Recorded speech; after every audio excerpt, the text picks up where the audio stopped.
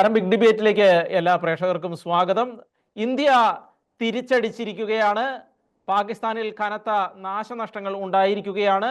ഇന്ന് ലോകമാധ്യമങ്ങളെല്ലാം ഇന്ത്യയിലേക്കും പാകിസ്ഥാനിലേക്കും ഉറ്റുനോക്കുകയാണ്. എന്താണ് സംഭവിക്കുന്നത്, ഇനി എന്ത് സംഭവിക്കും എന്ന് അറിയാനായി എല്ലാവരും ചർച്ചകൾ നടത്തുകയാണ്. എന്താണെങ്കിലും വിജയകരമായി ഇന്ത്യ മധുര പ്രതികാരം വീട്ടിയിരിക്കുന്നു. പാകിസ്ഥാന് കൃത്യമായ മറുപടി കൊടുത്തിരിക്കുന്നു. തീവ്രവാദത്തെ, ഇന്ത്യയുടെ പരമാധികാരത്തെ ചോദ്യം ചെയ്യുന്ന രീതിയിൽ ആര് തീവ്രവാദത്തെ പാലൂട്ടി വളർത്തിയാലും അവർക്കെതിരെ ഇതായിരിക്കും ഇന്ത്യ നടപടി സ്വീകരിക്കാൻ പോകുന്നത് എന്ന് വളരെ വ്യക്തമായിട്ട് ഇന്ത്യ ഇന്ന് ലോകരാജ്യങ്ങൾക്ക് മുഴുവൻ കാണിച്ചു കൊടുക്കുകയാണ്. പല ആളുകൾക്കും അതൊരു പാഠമാണ്. ലോക മാധ്യമങ്ങളിൽ പലരും, പല അനലിസ്റ്റുകളും ഇതിനെ ഒരു രീതിയിൽ പറഞ്ഞാൽ വിശദീകരിച്ചത് ഇസ്രായേലിന്റെ വഴി ഇന്ത്യ പിന്തുടർന്നിരിക്കുന്നു. ആദ്യം അടി, പിന്നെ സംസാരം. ആ രീതിയിലേക്ക് ഇന്ത്യ നയങ്ങൾ മാറ്റിയിരിക്കുന്നു. എന്നാണെങ്കിലും വളരെ കൃത്യമായ മെസ്സേജ് തന്നെയാണ് ഇന്ത്യ കൊടുത്തിരിക്കുന്നത്. നമ്മൾ ഈ വിഷയത്തെക്കുറിച്ച് ചർച്ച ചെയ്യുമ്പോൾ നമ്മളോടൊപ്പം പങ്കെടുക്കുന്നത് ശ്രീ ഷാബു പ്രസാദാണ്. അദ്ദേഹം ഗ്രന്ഥകാരനാണ്, അതുപോലെ രാഷ്ട്രീയ നിരീക്ഷകനാണ്. അതുപോലെ തന്നെ മറ്റൊരാൾ നമ്മളോടൊപ്പം ചേരുന്നത് അനിൽ ബാബു, അദ്ദേഹം മുൻ സൈനികനാണ്. അപ്പോൾ എന്താണെങ്കിലും നമുക്ക് ആദ്യം തന്നെ ശ്രീ ഷാബു പ്രസാദ്, അങ്ങ് ഏത് രീതിയിലാണ് ഇനി മുന്നോട്ട് ഈ ഒരു സംഭവം പോകാൻ സാധ്യത എന്നാണ് അങ്ങേക്ക് തോന്നുന്നത്? കാരണം നമുക്കറിയാം, ഇപ്പോൾ പാകിസ്ഥാൻ തിരിച്ചുവെടിക്കും എന്ന് പറഞ്ഞിരിക്കുകയാണ്. അവർ അതിർത്തി മേഖലകളിൽ ആക്രമണം നടത്തി 15ഓളം ഗ്രാമീണർ, അതിർത്തി മേഖലയുള്ളവർ കൊല്ലപ്പെടുന്ന സാഹചര്യമുണ്ടായി. 36ഓളം ആളുകൾക്ക് പരിക്കേൽക്കുന്ന സാഹചര്യമുണ്ടായി. അതിലൊരു CRPF ജവാനും ഉൾപ്പെടുന്നുണ്ട്. എന്നാണെങ്കിലും അതിർത്തിയിൽ വ്യാപകമായ ആക്രമണം നടന്നുകൊണ്ടിരിക്കുന്നുണ്ട്. അതുപോലെ തന്നെ ഇന്ത്യക്കുള്ളിലേക്ക് കടന്നു കയറിയ ഒരു ആക്രമണത്തിന് പാകിസ്ഥാൻ മുതിരുമോ എന്നുള്ളത് കാത്തിരുന്ന് കാണേണ്ടതാണ്. അവർ പറഞ്ഞിരിക്കുന്നു തിരിച്ചടിക്കും എന്ന്. എങ്ങനെ ഇത് മുന്നോട്ട് പോകും എന്നാണ് അങ്ങേക്ക് തോന്നുന്നത്? എന്തായാലും ഇന്ത്യ പാകിസ്ഥാന്റെ കോർട്ടിലേക്ക് ബോൾ ഇട്ട് കൊടുത്തിരിക്കുകയാണ്. ഇനി അവരത് എങ്ങനെ കളിക്കും എന്നുള്ളതനുസരിച്ചായിരിക്കും ഫർദറായിട്ടുള്ള കാര്യങ്ങൾ ഇന്ത്യ തീരുമാനിക്കുക.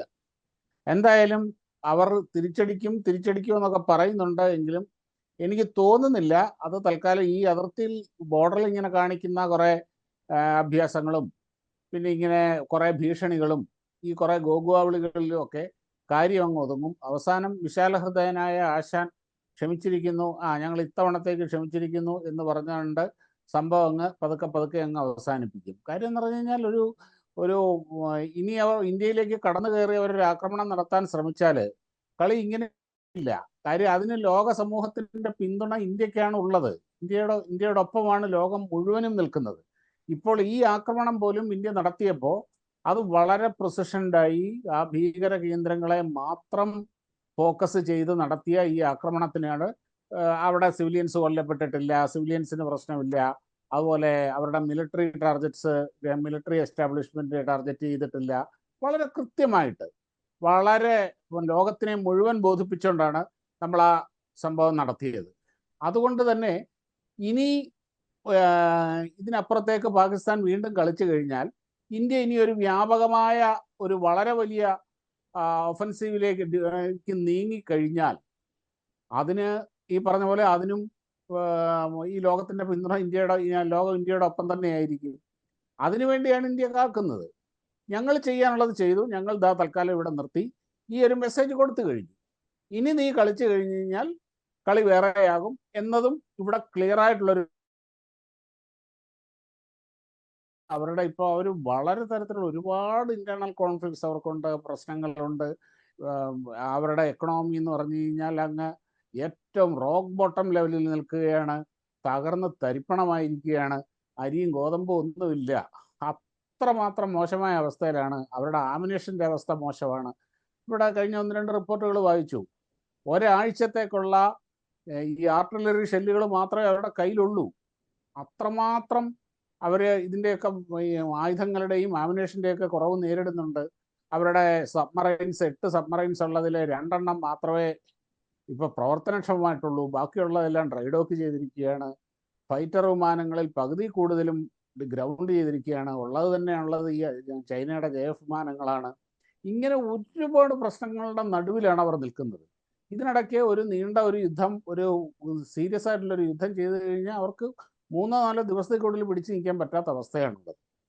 അതുകൊണ്ട് അവർ ഈ തൽക്കാലം ഈ ഭീഷണിയിൽ കുറേ ബഹളം വെപ്പിൻ്റെ അകത്തൊക്കെ അങ്ങ് നിർത്താനാണ് സാധ്യത എന്നാണ് എനിക്ക് തോന്നുന്നത്. പക്ഷേ ഇന്ത്യ ഇപ്പോൾ ഈ മിലിറ്ററി ഒഫൻസീവ് ചിലപ്പോൾ തൽക്കാലം ഇപ്പോൾ നിർത്തിവെച്ചാലും ഇന്ത്യ പാകിസ്ഥാനെ ഡിസ്മാൻഡിൽ ചെയ്യാനുള്ള അതായത് ഡിപ്ലോമാറ്റിക്കലി, അതുപോലെ മറ്റു വഴികളുണ്ടല്ലോ ധാരാളം, ജിയോ പൊളിറ്റിക്കൽ അഫയേഴ്സ്, അങ്ങനെ എല്ലാ രീതിയിലും പാകിസ്ഥാനെ തകർക്കാനുള്ള ആ യുദ്ധം അത് ഇന്ത്യ തുടർന്നുകൊണ്ടേയിരിക്കും.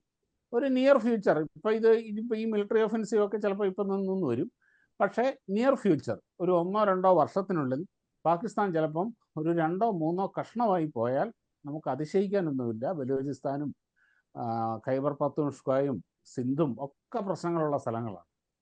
അതുപോലെ അങ്ങനെ ആ ഒരു ലെവലിലേക്ക് പാകിസ്ഥാൻ എത്തിയാൽ മാത്രമേ അവിടെ നിന്നുള്ള ഈ ഭീകരപ്രവർത്തനം അവസാനിപ്പിക്കാൻ, പൂർണ്ണമായും എന്നേക്കുമായിട്ട് അവസാനിപ്പിക്കാൻ കഴിയുകയുള്ളൂ.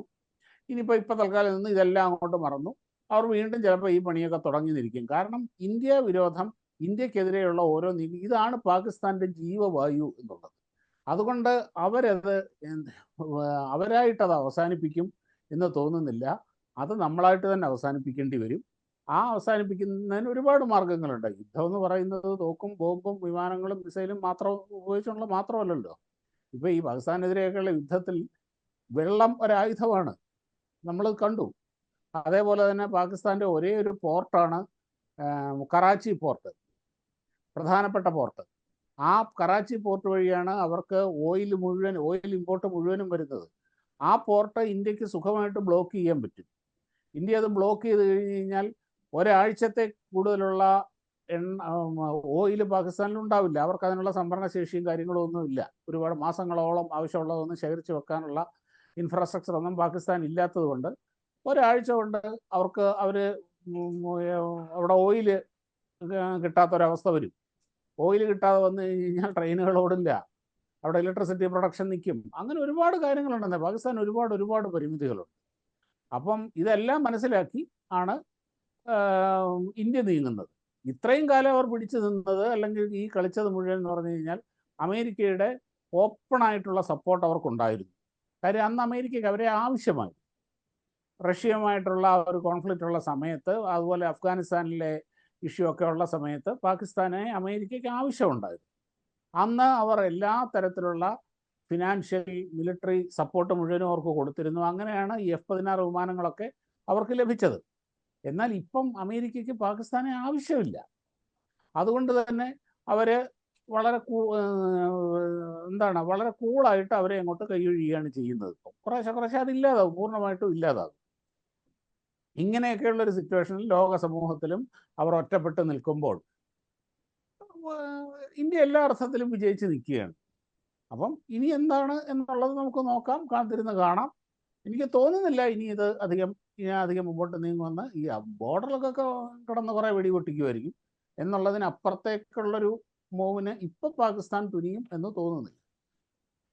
മറ്റൊരു കാര്യം, അങ്ങ് നേരത്തെ സൂചിപ്പിക്കുന്ന ഒരു സാഹചര്യം ഉണ്ടായി. പാകിസ്ഥാന്റെ ഒരു വെസ്റ്റേൺ അതിർത്തി എന്ന് പറയുന്നത് നമുക്കറിയാം, ബലൂചിസ്ഥാൻ അടക്കം ഒരു സെപ്പറേഷൻ. എനിക്ക് തോന്നുന്നു പാകിസ്ഥാനിൽ തന്നെ പല പ്രമുഖരായ വ്യക്തികളും അതേക്കുറിച്ച് സംസാരിക്കുന്നതിൻ്റെ പല വീഡിയോ ക്ലിപ്പുകളും ഈ കഴിഞ്ഞ ദിവസങ്ങളിൽ വൈറലാകുന്ന സാഹചര്യം ഉണ്ടായിരുന്നു. വെച്ചാൽ പാകിസ്ഥാൻ നേരിടുന്ന ഏറ്റവും വലിയ പ്രശ്നങ്ങളിൽ ഒന്ന് ബലൂച്ച്, ഏത് സമയം വേണമെങ്കിലും ബലൂച്ച് സെപ്പറേറ്റ് ചെയ്ത് പോകാനുള്ള സാധ്യതയുണ്ട്. അതുപോലെ തന്നെ അഫ്ഗാനിസ്ഥാൻ്റെ പാകിസ്ഥാൻ്റെ അതിർത്തി മേഖലകളിൽ പലതും അഫ്ഗാന്റെ നിയന്ത്രണത്തിലാണ് എന്ന് പറയുന്ന സാഹചര്യമുണ്ട്. അപ്പോൾ ഒരു പക്ഷേ ഇന്ത്യ അങ്ങനെ ഒരു കാര്യം, ഇന്ത്യയുമായി യുദ്ധമുണ്ടാകുന്ന ഒരു സാഹചര്യത്തിൽ ഈ ബലൂച്ചുകളും അതുപോലെ അഫ്ഗാനികളും ഒരേപോലെ പാകിസ്ഥാനെ ആക്രമിക്കുകയും പാകിസ്ഥാന്റെ ഒരു ഡിസിൻറ്റഗ്രേഷൻ അത് വേഗത്തിലാക്കുകയും ചെയ്യുന്ന ഒരു സാഹചര്യത്തിലേക്ക് പാകിസ്ഥാനെ എത്തിക്കുക എന്ന ഒരു ലക്ഷ്യം ഒരുപക്ഷെ ഇന്ത്യക്ക് ഈ ആക്രമണത്തിലൂടെ ഉണ്ട് എന്ന് നമുക്ക് നിഗമനത്തിലെത്താൻ കഴിയുമോ? കാരണം വെറുതെ ഒരു ആക്രമണത്തിനും അപ്പുറത്ത് ഒരല്പം ഡീപ്പായിട്ട് അതിനെക്കുറിച്ച് ആലോചിച്ചെടുത്ത തീരുമാനമാണ് എന്ന്. തീർച്ചയായിട്ടും അതിനുള്ള സാധ്യത തന്നെയാണുള്ളത്. കാര്യം പാകിസ്ഥാൻ എല്ലാം കൊണ്ടും വളരെ ഡിഫെൻസീവിലായി നിൽക്കുന്നു. അവിടുത്തെ ജനങ്ങൾ തന്നെ സർക്കാരിനെതിരെ തിരിഞ്ഞിരിക്കുകയാണ്. നിങ്ങൾ ശ്രദ്ധിച്ച് നോക്കൂ, ഇതിനു മുമ്പൊക്കെ ഒരു 10 വർഷം മുമ്പൊക്കെ, കുറച്ചു കാലം മുമ്പ് വരെ പാകിസ്ഥാൻ ഇങ്ങനെ ഒരു സംഘർഷാവസ്ഥയൊക്കെ ഉണ്ടാകുമ്പോൾ, അല്ലെങ്കിൽ ബന്ധം മോശമാകുമ്പോൾ, അല്ലാത്തപ്പോഴും പാകിസ്ഥാനിൽ എന്തുമാത്രം ഇന്ത്യ വിരുദ്ധ പ്രകടനങ്ങൾ നടക്കുമായിരുന്നു. ഇന്ത്യൻ പതാക കത്തിക്കൽ, ഇവിടെ പ്രധാനമന്ത്രിയുടെ കോലം കത്തിക്കൽ, അങ്ങനെയൊക്കെ പറഞ്ഞുകൊണ്ട് എന്തെല്ലാം നടക്കുമായിരുന്നു പാകിസ്ഥാനിൽ. പക്ഷേ ഇത്തവണ അതൊന്നും നടന്നിട്ടില്ല. അത് മാത്രമല്ല, അവിടുത്തെ ഞങ്ങളെ ഈ ദുരിതത്തിലാക്കിയതിന് സർക്കാരിനെയും ആർമിയെയും കുറ്റം പറഞ്ഞ് അങ്ങനെ പൊട്ടിത്തെറിക്കാൻ കാത്തു നിൽക്കുകയാണ്. ഇങ്ങനെ പഴുത്ത് നിൽക്കുകയാണ് അവരുടെ ഇന്റേണൽ സിറ്റുവേഷൻ എന്ന് പറയുന്നത്.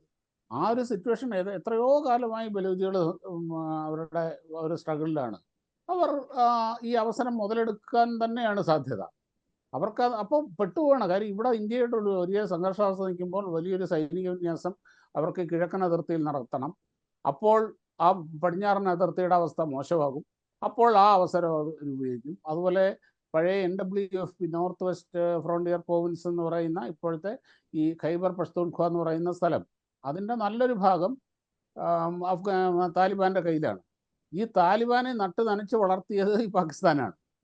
പക്ഷേ ഇപ്പോൾ ആ താലിബാൻ ഇവരുടെ ഏറ്റവും വലിയ ശത്രുക്കളായി, ഇന്ത്യയുടെ ഏറ്റവും അടുത്ത സുഹൃത്തുക്കളായി.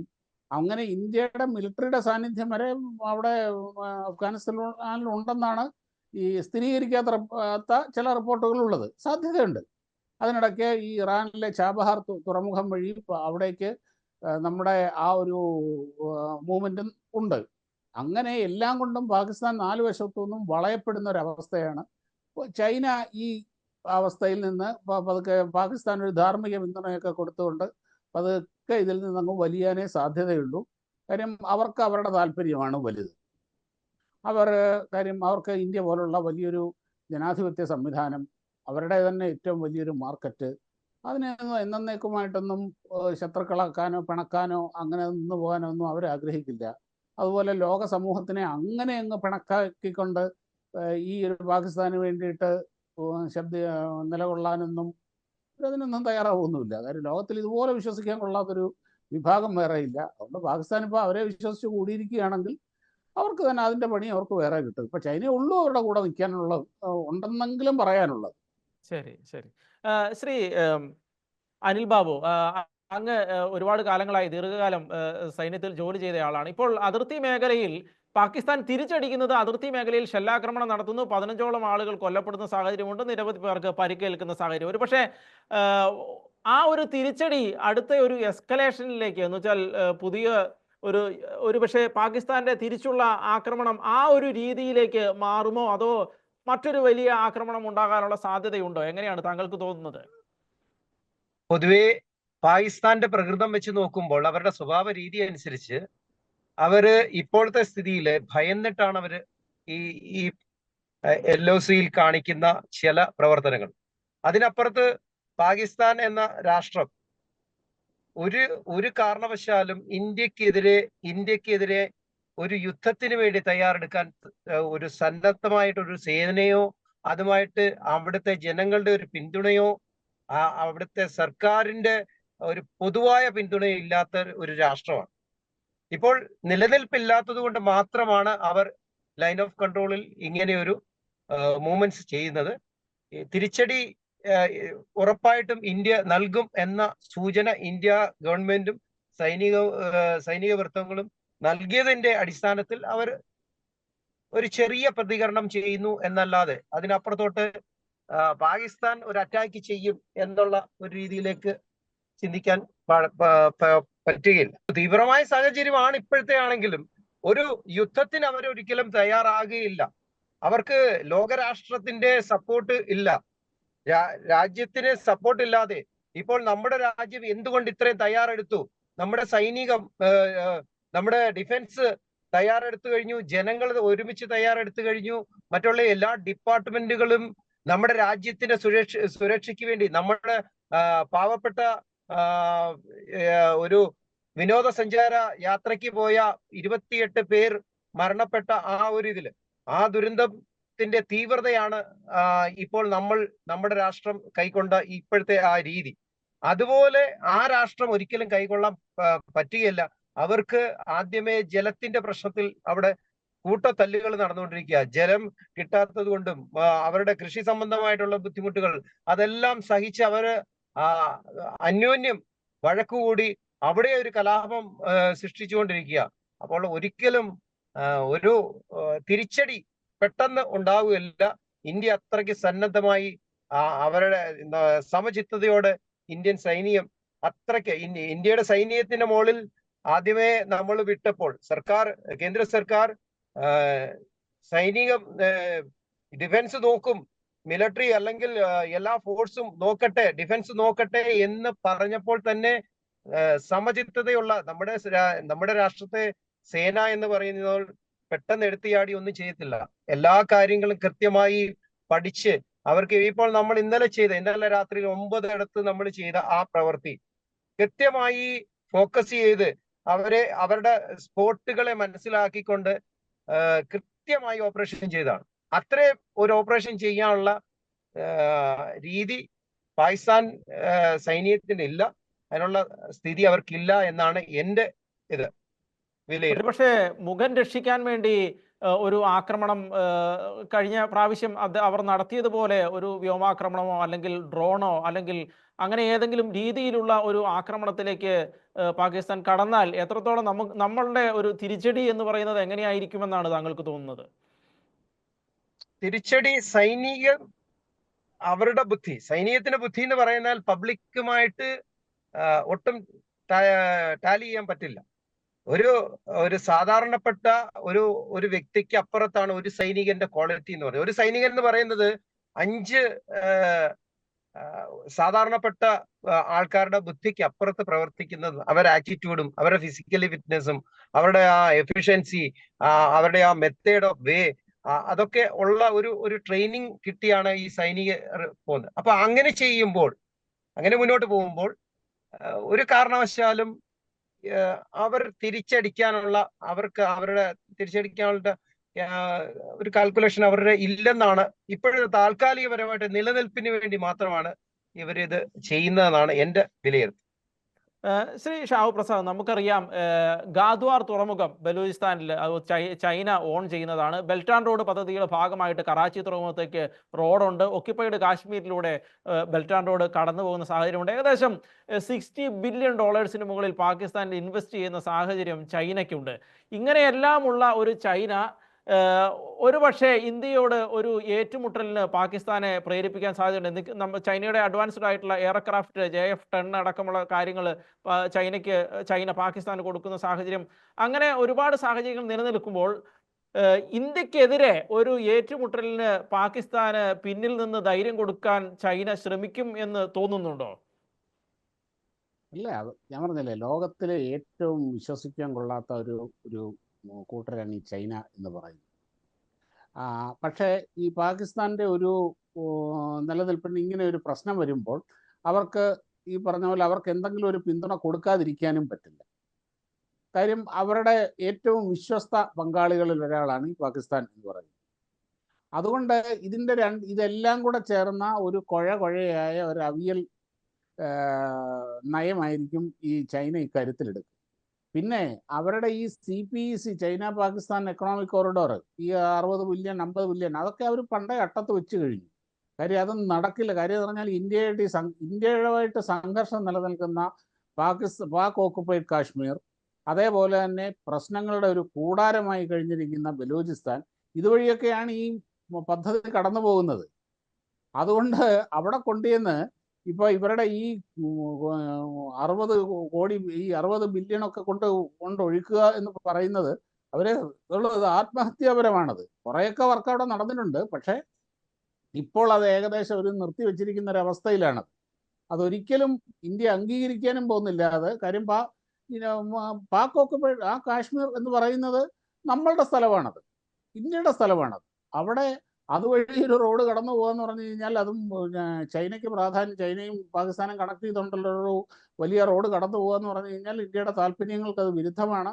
ഇന്നല്ലെങ്കിൽ നാളെ അത് ഇന്ത്യയുടെ ഭാഗമാകേണ്ടതാണത്, ആവുകയും ചെയ്യും. അങ്ങനെയൊക്കെ ഇന്ത്യ നയമെടുത്തിട്ടുള്ള ഒരു പ്രദേശത്തുകൂടി പാകിസ്ഥാൻ ഇത്ര വലിയ റിസ്ക് എടുത്ത് ഒരു റോഡ് കിട്ടും എന്ന് നമുക്ക് വിശ്വസിക്കാൻ പ്രയാസമാണത്. അവർക്കങ്ങനെ പദ്ധതി ഉണ്ടായിരുന്നു, എന്തൊക്കെയോ കുറേ വർക്കുകളൊക്കെ അവർ ചെയ്തു എന്നുള്ളതല്ലാതെ ഇപ്പോൾ ആ പദ്ധതി അത് നിർത്തിവെച്ചിരിക്കുകയാണ് എന്നാണ് അറിയാൻ കഴിയുന്നത്.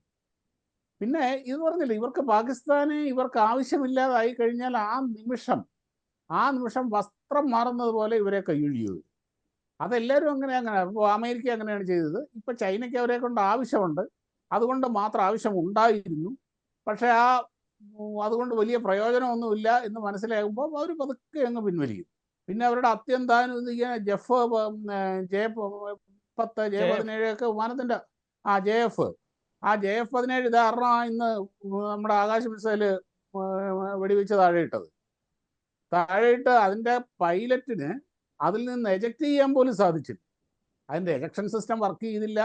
ഇനി അത് എന്താണോ, എന്തായാലും ഈ സാധനം എന്ന് പറയുന്നത് ഈ പാകിസ്ഥാനും ചൈനയുടെ അത്യാധുനിക വിമാനം എന്ന് പറയുന്നത് വേറെ ആർക്കും അറിയില്ലെന്നാ. ഈ പാകിസ്ഥാൻ, ബംഗ്ലാദേശ്, സുഡാൻ ഇങ്ങനെയുള്ള കുറെ ഗതികിട്ടാപ്രേതങ്ങളായിട്ടുള്ള രാജ്യങ്ങളെ ഇത് വാങ്ങിയിട്ടുള്ളൂ.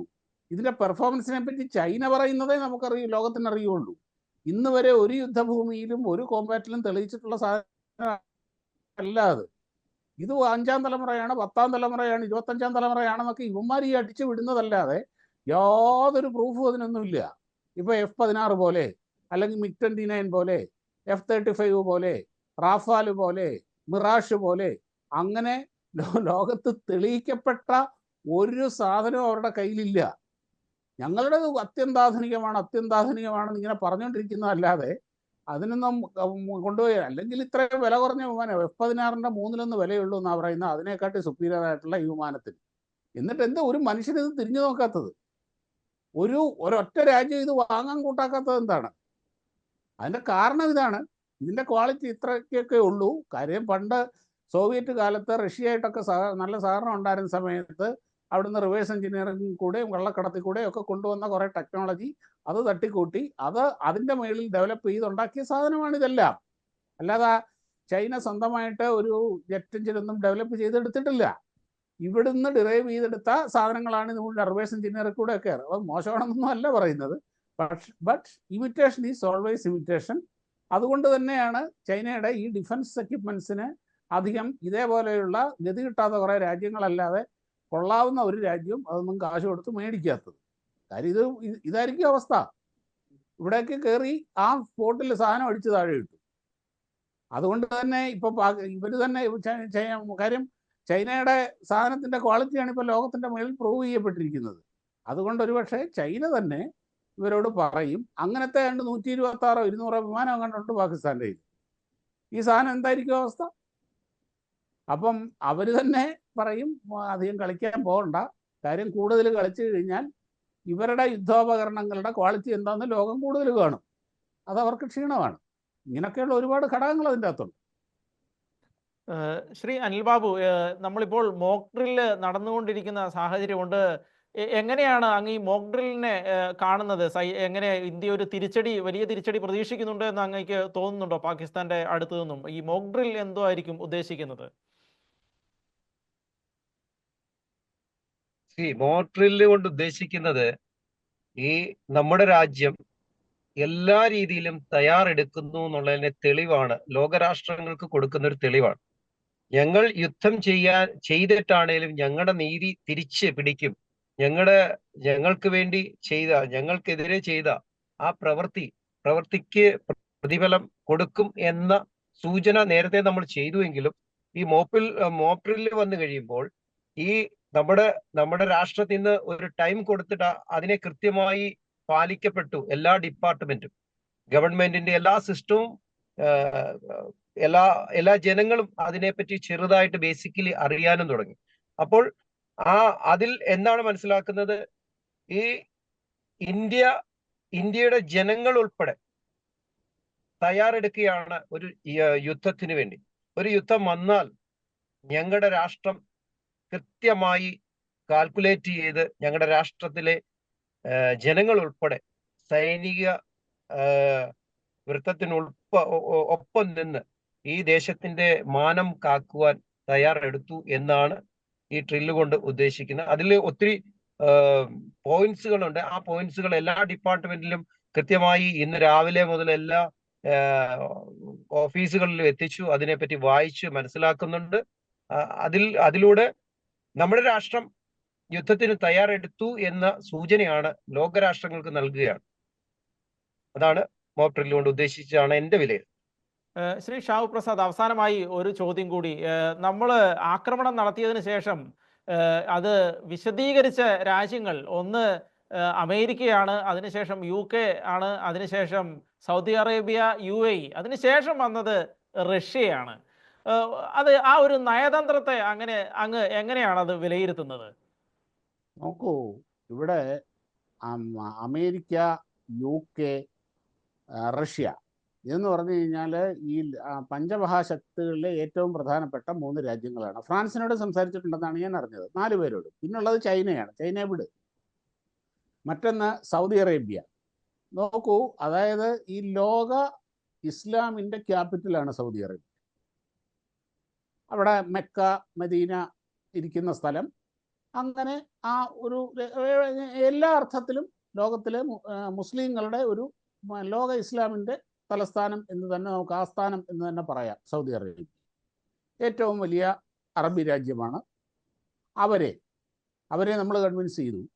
ഈ പ്രധാനപ്പെട്ട ലോകരാജ്യങ്ങളെ കൺവിൻസ് ചെയ്തു. അതേപോലെ തന്നെ UAEയും ഇന്ത്യയുടെ ഏറ്റവും അടുത്ത ഒരു പാർട്ണറാണ്. ഇതിൻ്റെ അകത്തൂടെ ഇന്ത്യ ഗ്ലോബലി ഏകദേശം ബാലൻസ്ഡ് ആയിട്ട് എല്ലാ തരത്തിലും നമ്മൾ പ്രൂവ് ചെയ്ത് കഴിഞ്ഞു.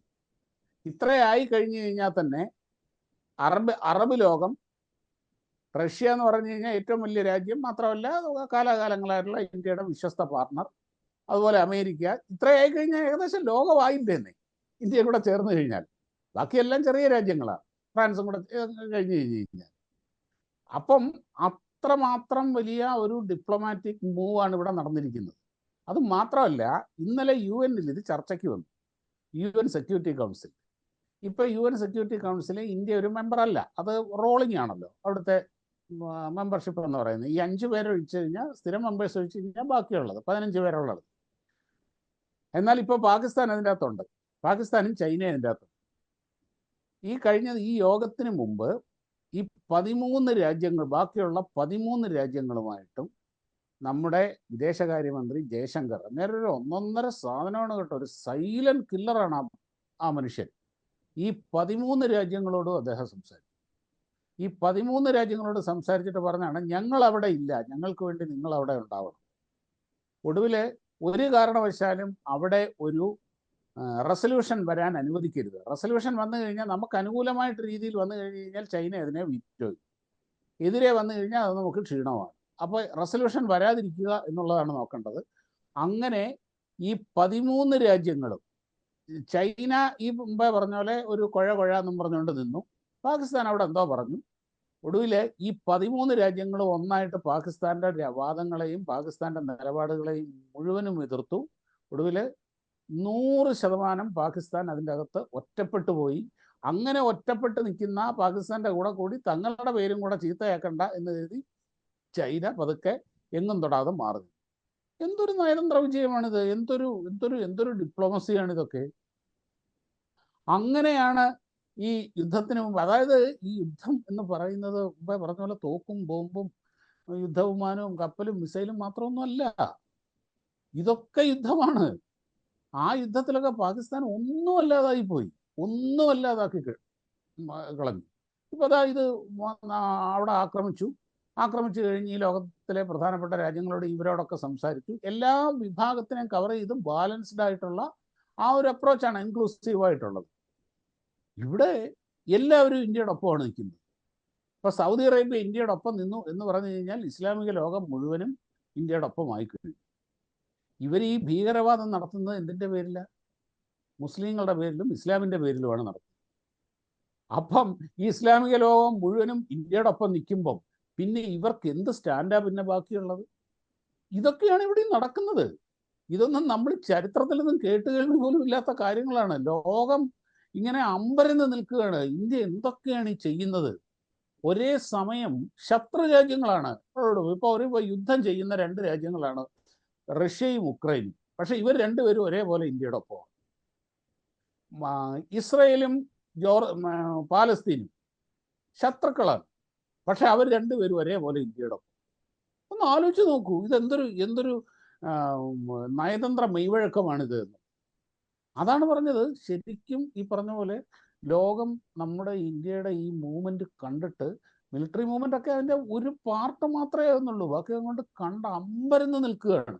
നോക്ക്, ഇന്നത്തെ ദിവസം നോക്ക്, ഇപ്പം കഴിഞ്ഞ ദിവസം നോക്ക്, ഇവിടെ അതിർത്തിയിൽ ഇങ്ങനെ സംഘർഷം ഉരുണ്ടുകൂടുകയാണ്. ഇവിടെ മിലിറ്ററിക്ക് ഫ്രീ ഹാൻഡ് കൊടുക്കുന്നു, ഭയങ്കരമായ ഒരു അവസ്ഥ നിൽക്കുന്നു. പ്രധാനമന്ത്രി കൂളായിട്ട് കേരളത്തിൽ വരുന്നു, വിഴിഞ്ഞം പോർട്ട് ഉദ്ഘാടനം ചെയ്യുന്നു, തമാശകൾ പറയുന്നു, പോകുന്നു. ദാ ഇന്ന് ഈ യുദ്ധം ഇന്നലെ ബാലക്കോട്ട അടി ബാലക്കോട്ടയല്ല, ഈ പാകിസ്ഥാനിലെ ഈ ആക്രമണം കഴിഞ്ഞ് ഇന്ന് വെളുപ്പിനെ അദ്ദേഹം ഇന്ന് പോയി 2047 വിഷൻ ആ ഒരു ഇതിൻ്റെ അകത്ത് നമ്മുടെ ബഹിരാകാശ നേട്ടങ്ങളെ പറ്റിയും കാര്യങ്ങളുമൊക്കെ അദ്ദേഹം ലോകത്തോട് സംസാരിക്കുന്നു. ഇത് നമ്മുടെ ഒരു ആത്മധൈര്യത്തിനെയും നമ്മുടെ വിൽ പവറിനെയും ഒന്നും ഇത് ബാധിച്ചിട്ടേ ഇല്ല എന്ന ഒരു മെസ്സേജ് കൂടിയാണ് ഈ ലോകത്തിന് കൊടുക്കുന്നത്. അതേസമയം പാകിസ്ഥാനിലെ അവസ്ഥ ആലോചിച്ച് നോക്ക്. അവൻ ഇങ്ങനെ വെടികൊണ്ട പന്നിയെ പോലെ തെക്ക് വടക്ക് പായുകയാണ്. ശരി ശരി വളരെ നന്ദി ഞങ്ങളോടൊപ്പം ഈ ചർച്ചയിൽ പങ്കെടുത്തതിന്. കാര്യങ്ങൾ വളരെ വ്യക്തമാണ്. പാകിസ്ഥാൻ ഇനി ഒരു ആക്രമണം ഇന്ത്യയിലേക്ക് നടത്തി കഴിഞ്ഞാൽ അത് വളരെ വലിയ തിരിച്ചടിക്ക് കാരണമാകും. ലോകരാഷ്ട്രങ്ങളെല്ലാം സംശയിക്കുന്നത് പോലെ തന്നെ മറ്റൊരു ലോകമഹായുദ്ധത്തിലേക്ക് പോകാനുള്ള സാധ്യതയും നിലനിൽക്കുന്നുണ്ട്. എന്താണെങ്കിലും അങ്ങനെ ഒരു സംഭവം ഉണ്ടാകാതിരിക്കട്ടെ, ലോകത്തിന്റെ സമാധാനം ഒരു ആക്രമണം മൂലം ഇല്ലാതായി തീരാൻ ഇടവരാതിരിക്കട്ടെ എന്ന് മാത്രം നമുക്ക് ആശംസിക്കാം. അതിനുവേണ്ടി നമുക്ക് ആഗ്രഹിക്കാം. എന്താണെങ്കിലും ചർച്ചയിൽ പങ്കെടുത്ത എല്ലാവർക്കും നന്ദി.